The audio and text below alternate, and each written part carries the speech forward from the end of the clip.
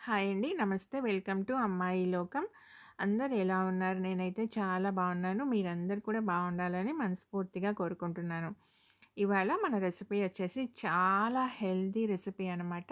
Morning బ్రేక్‌ఫాస్ట్‌లో కానీ, evening స్నాక్స్‌లో కానీ చాలా టేస్టీగా ఉంటుంది. స్కిప్ చేయకుండా చూడండి ఎలా చేయాలో చూద్దాం.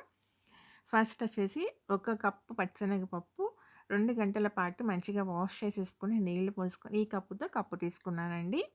2 గంటల పాటు నానబెట్టి పెట్టుకున్నామనమాట.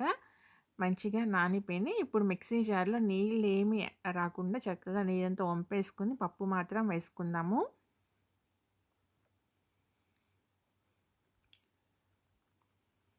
నీళ్ళు మాత్రం అస్సలు యాడ్ చేసుకోవద్దండి గ్రైండ్ చేసేటప్పుడు కూడాను.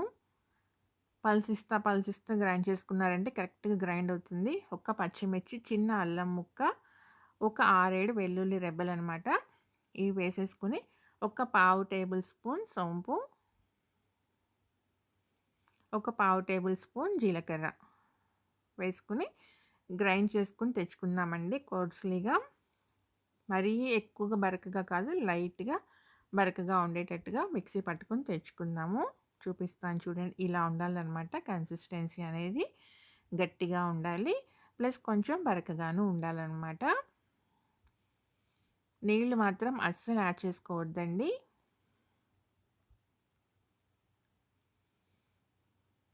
ఇప్పుడు దీంట్లో వచ్చేసి కడాయిలో ఒక టేబుల్ స్పూన్ ఆయిల్ వేసుకుందాము. కొంచెం ఇంగువ, తర్వాత వచ్చి ఒక కప్పు మునగాకండి. మంచిగా వాష్ చేసుకొని తీసుకుందాము. దీన్ని ఫ్రై చేసుకుందాము. హైలో పెట్టుకొనే ఫ్రై చేసుకుందామండి. సిమ్‌లో పెట్టుకున్నామంటే ఆకుల నుంచి నీరొస్తుందనమాట. నీరు రాకూడదు. హైలో పెట్టుకొని మనం ఫ్రై చేసుకున్నామంటే నీరు అస్సలు రాదండి. చూడండి ఇలా మగ్గిన తర్వాత దీంట్లో ఒక టేబుల్ స్పూన్ పచ్చి కొబ్బరి వేసుకుందాము.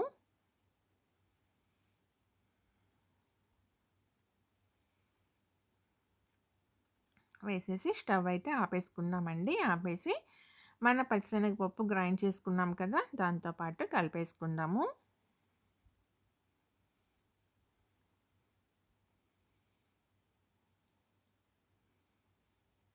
ఇప్పుడు దీంట్లో కొంచెం పసుపు, రుచికి సరిపడినంత ఉప్పు వేసుకుందామండి.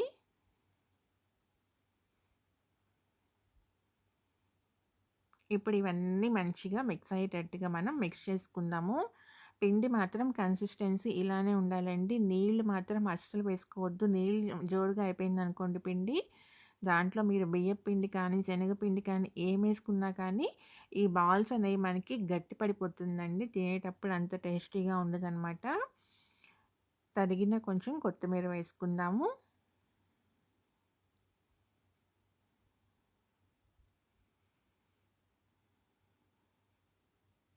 వేసి మంచిగా మిక్స్ చేసుకుందామండి.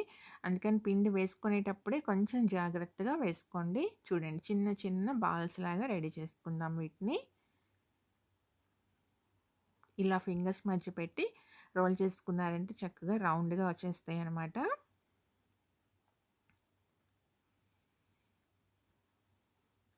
మార్నింగ్ బ్రేక్‌ఫాస్ట్‌లోకి చాలా లైట్‌గా టీతో పాటు తినాలనుకున్నారనుకోండి, చాలా టేస్టీగా ఉంటుందనమాట. అలానే ఈవినింగ్ టైంలో కూడా టీతో పాటు చాలా టేస్టీగా ఉంటుందండి స్నాక్‌లాగా తినటానికి. ఇలా అన్నీ రెడీ చేసుకున్నాక చిన్న చిన్న మన ఉండ్రాళ్ళ ప్లేట్ ఉంటుంది కదా! మినీ ఇడ్లీ వేసుకునే ప్లేట్ ఉంటుంది కదా! దానికి లైట్‌గా ఆయిల్ అప్లై చేసుకొని, మనం ఈ రెడీ చేసుకున్న బాల్స్ అన్నిటిని దీంట్లో పెట్టేసేసి ఇడ్లీ కుక్కర్‌లో నీళ్లు పోసి ఇడ్లీ ఎలా అయితే మనం స్టీమ్ చేసుకుంటామో అలానే దీన్ని కూడా స్టీమ్ చేసుకుందామండి.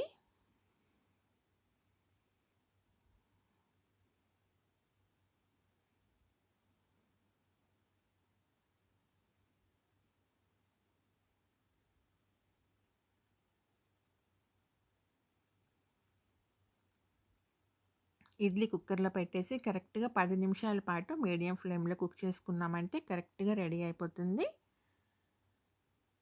చూడండి టూత్ పిక్ ఇన్సర్ట్ చేసి చూపెడతాను. చక్కగా రిమూవ్ అయిపోవాలనమాట. అతుక్కుందంటే ఇంకా మనకి ఉడకలేదని. చూడండి ఎక్కడ అతుక్కోకుండా మంచిగా వచ్చేసిందనమాట. చక్కగా కుక్ అయిపోయినాయి. వీటిని ఇప్పుడు మనం తీసేసి ప్లేట్‌లో పెట్టుకుందాము. చూపెడతాను చూడండి ఎంత సాఫ్ట్‌గా వచ్చినాయో అనమాట.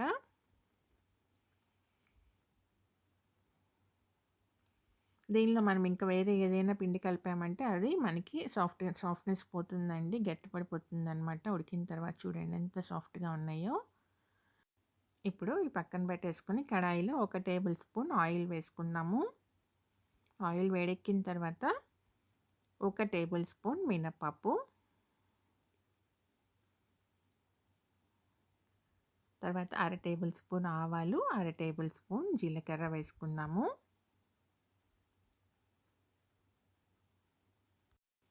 ఇప్పుడు మనకి ఆవాలు, మినపప్పు అన్నీ మంచిగా ఫ్రై అయిపోవాలండి.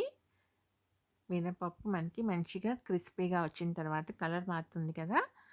అలా మారిన తర్వాత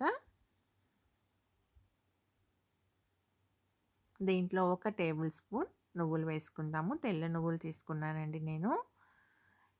నువ్వులు కొంచెం ఫ్రై అయిన తర్వాత మనం రెడీ చేసి పెట్టుకున్న బాల్స్ ఉన్నాయి ఉడికినాయి కదా! వీటిని వేసేసుకుందాము. జస్ట్ ఒక 2 నిమిషాల పాటు ఫ్రై అయితే సరిపోతుందండి.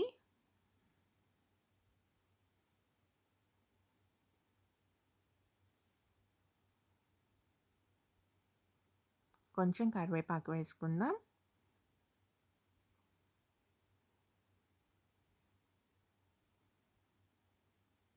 తర్వాత తరిగిన కొంచెం కొత్తిమీర,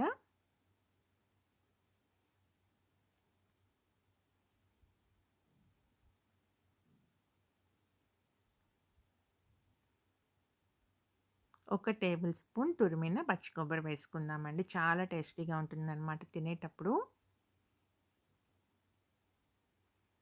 ఒక పావు టేబుల్ స్పూన్ పెప్పర్ పౌడర్ వేసుకుందామండి లాస్ట్‌లో. వేసి అంతా మంచిగా మిక్స్ చేసుకుందాము. అంతేనండి. చాలా ఈజీగా రెడీ అయిపోతుందనమాట. చాలా టేస్టీగా ఉంటుంది. మంచి ఫ్లేవర్‌ఫుల్‌గా ఉంటుందనమాట. టీతో పాటు తప్పకుండా మీరు ట్రై చేసి చూడండి. ఎంత టేస్టీగా ఉంటుందో. అంతేనండి. స్టవ్ అయితే ఆపేసుకుందాము. సర్వ్ చేసుకుందాము.